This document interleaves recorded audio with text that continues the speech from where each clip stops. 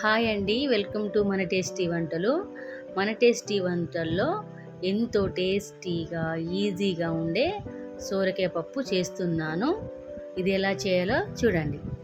ముందుగా స్టవ్ వెలిగించుకొని బౌల్ పెట్టేసుకుందాం. ఇప్పుడు తగినంత ఆయిల్ పోసుకుందాం. ఆయిల్ హీట్ ఎక్కిన తర్వాత పల్లీలు వేసి దోరగా వేగించుకుందాం.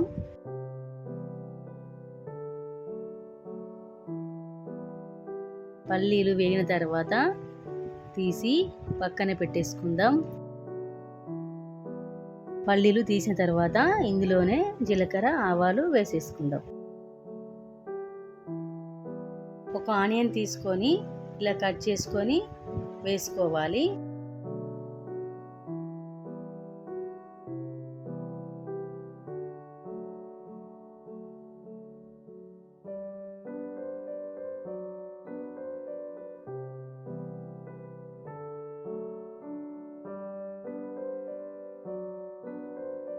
ఆనియన్ వేగిన తర్వాత 5 పచ్చిమిర్చి తీసుకొని ఇలా కట్ చేసుకొని వేగించుకుందాం.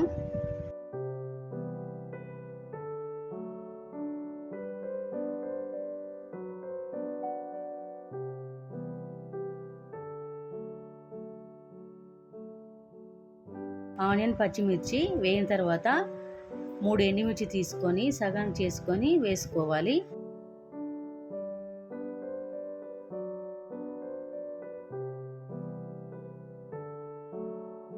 ఎండుమిర్చి వేగిన తర్వాత కరివేపాకు వేసి వేగించుకుందాం.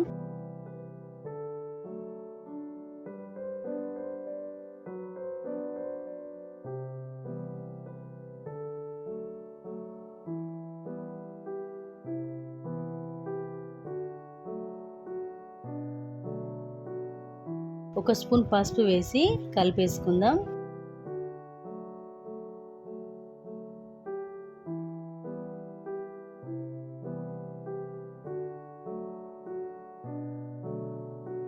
ఒక స్పూన్ అల్లం వెల్లుల్లి పేస్ట్ వేసి పచ్చివాసన పోయే వరకు వేగనివ్వాలి.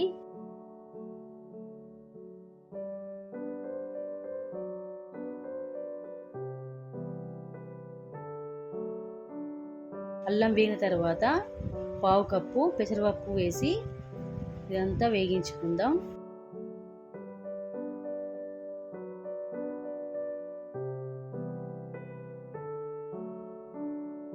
ఇప్పుడు ముందుగా కట్ చేసి పెట్టుకున్న సోరకాయ ముక్కలన్నీ కూడా ఇందులో వేసేసుకుందాం.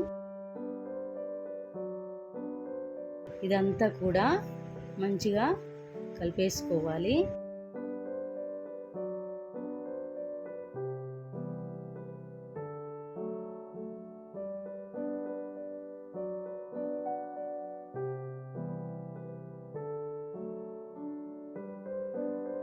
సోరకాయ ముక్కలు వేగిన తర్వాత ఒక స్పూన్ ఉప్పు వేసుకొని కలిపేసుకోవాలి.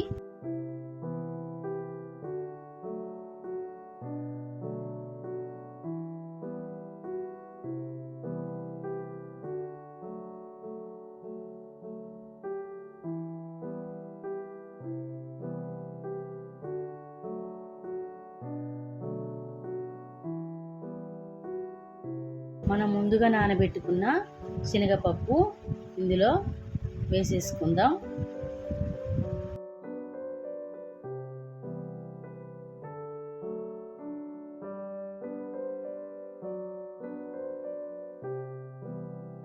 ఇప్పుడు ఇదంతా కలిపేసుకొని మూత పెట్టేసుకొని ఉడికించుకుందాం.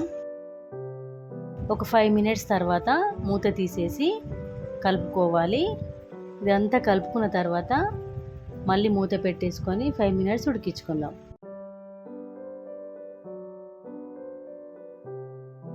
ఇప్పుడు మూత తీసేసి ఈ సోరకాయ ముక్కలు ఉడకాయో లేదో చూద్దాం.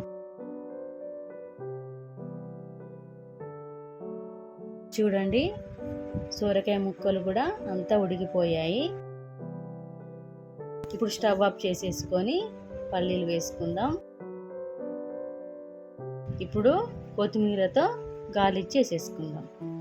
అంతేనండి, మన ఎంతో టేస్టీగా ఉండే సోరపప్పు కర్రీ రెడీ. మా రెసిపీ కనుక మీకు నచ్చినట్లయితే లైక్ చేయండి, షేర్ చేయండి, సబ్స్క్రైబ్ చేయండి.